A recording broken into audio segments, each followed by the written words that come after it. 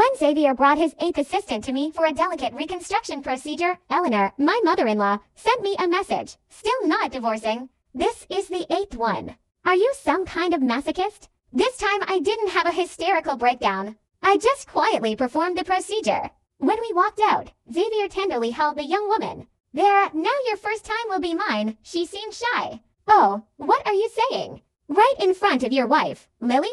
Xavier glanced at me with mockery. Her parents' medical bills depend on me. As long as I'm happy, she'd do anything. For a woman who's been humiliated like her to hold the position of a rich man's wife, that's more than she deserves. I nodded, then pulled out several documents. Perfect timing.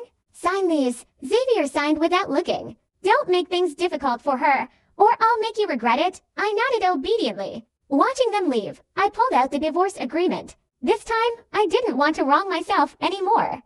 Xavier had barely left when Eleanor called. Have you no shame? Hurry up and divorce my son. Fine. How much are you willing to pay me? Eleanor seemed surprised I'd actually agree. In her view, I was clinging to Xavier for money. She'd mocked me since we started dating. Some people marry a good man and think they can settle into being a wealthy wife. At first, I tried to fit into her circle. Xavier said, why do you need to fit in with them?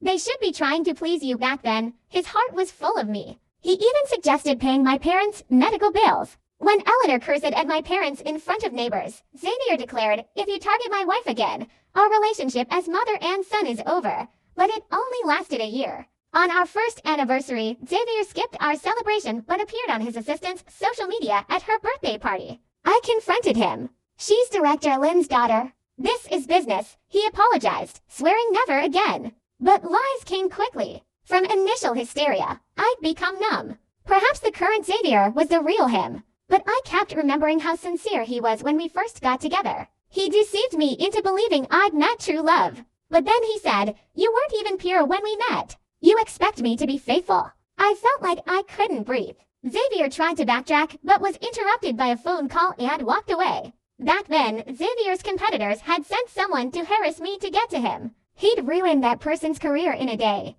But now, everything was different. Eleanor's voice pulled my thoughts back. Fine, how much money do you want? Whatever you're willing to give. I hung up. She eventually transferred me $5 million. I blocked Eleanor and handed the divorce agreement and all evidence to my lawyer. I thought we wouldn't see each other again, but Xavier brought Molly to my apartment.